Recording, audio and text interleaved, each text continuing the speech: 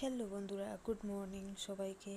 তো আজকে একটা শুভ দিন আমার ছেলের। আজকের দিনে ঠাকুরে আমার কাছে আমার গোপাল দিয়েছেন।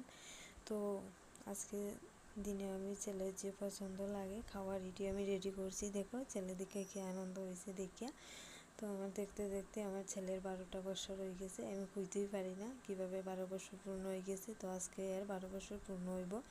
তো আমি দিনের বেলা থেকে সব রেডি করে কী খাই সব রেডি করছি, যেরকম পারছি এরকম করে। ছোটো বাচ্চা আছে, ছোটো বাচ্চা হলে সবসময় পারি না, তো তার বাবাই রাখছে, আমি যেটুকু পারছি করছি।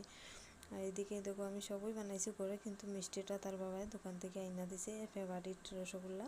তো ফেভারিট মিষ্টি রসগোল্লাটাই আনছে। রাত্রে আমি গোলাপ জামুন বানাইমু বার্থডের লেগে। তো রাত্রে আমরা কেক আনবো, কেক কাটবো, সবাই দেখবো আর শেয়ার করবো সবাইরে।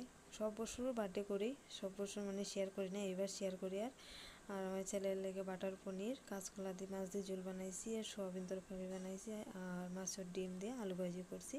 এতটুকুই পারছি আমি।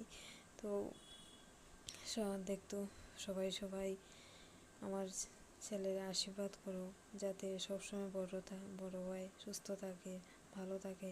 এটাই আমি চাই ঠাকুরের কাছে। আমি আর কিছু চাই না, আমার ছেলেটা সবসময়ের জন্য ভালো থাকে। তো আমার ছেলেটা ট্রাই করেছে সব, মা কীভাবে রান্না করছে স্বাদ লাগে না, এইভাবে সাজিয়ে দেওয়ার লাগে, মা আমার এইভাবে সাজিয়ে দেও, আমার ভালো লাগে। তো আমি এইভাবে হেরে সাজিয়ে দিছি। তো সবাই আশীর্বাদ করো আমার ছেলেরে সবসময়ের জন্য ভালো থাকে। তো আজকের ব্লগটা কীরকম লাগলো, ভালো লাগলে লাইক কমেন্ট শেয়ার করে দিও। টাটা।